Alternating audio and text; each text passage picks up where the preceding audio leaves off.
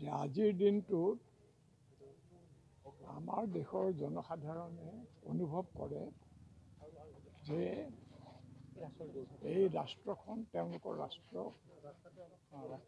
আৰু সকলোৰে ইয়াত ৰাজনৈতিক অধিকাৰ আছে। আমিৰ গৰীব ধনী দুখীয়া ক্ষমতাশালী ক্ষমতাহীন সকলো ৰাইজৰ মানুহে আহি পেলাই ইয়াত ভোট দিয়ে আৰু এই ক্ষেত্ৰত অনুভৱ কৰে যে গণতন্ত্ৰৰ নাগৰিক হিচাপে সকলো সমান।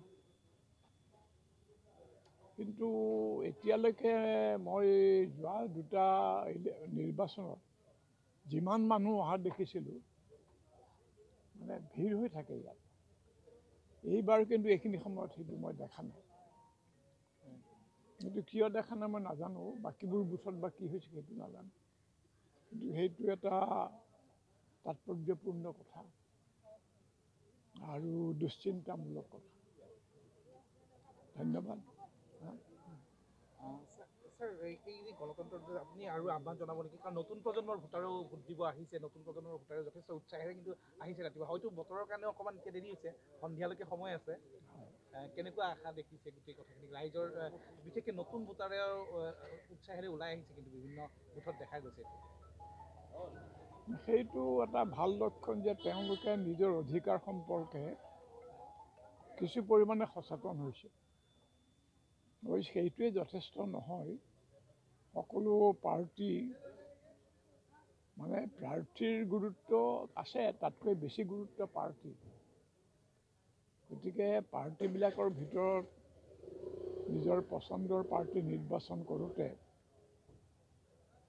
তেওঁ সুস্থিৰভাৱে পৰিষ্কাৰভাৱে চিন্তা কৰিছে নাই, এইটো বৰ ডাঙৰ কথা।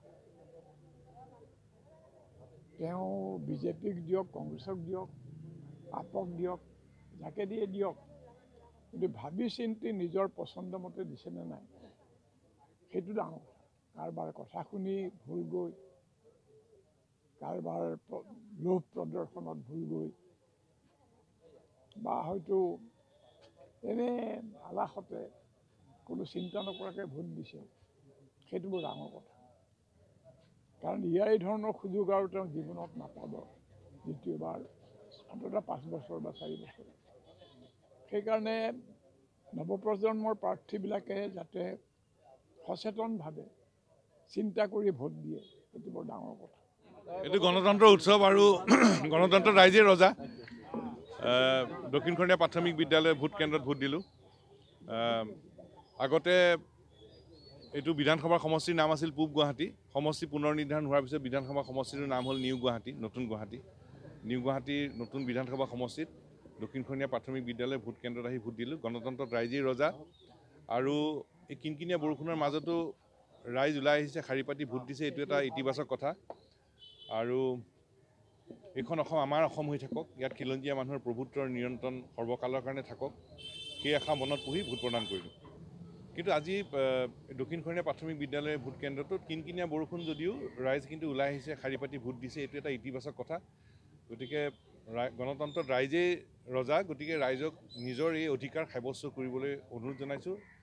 ৰাইজে ওলাই আহি যাতে নিজৰ ভোট সাব্যস্ত কৰে, সেই অধিকাৰ যাতে সাব্যস্ত কৰে, তাৰ বাবে ৰাইজলৈ বিনম্ৰভাৱে অনুৰোধ জনাইছোঁ।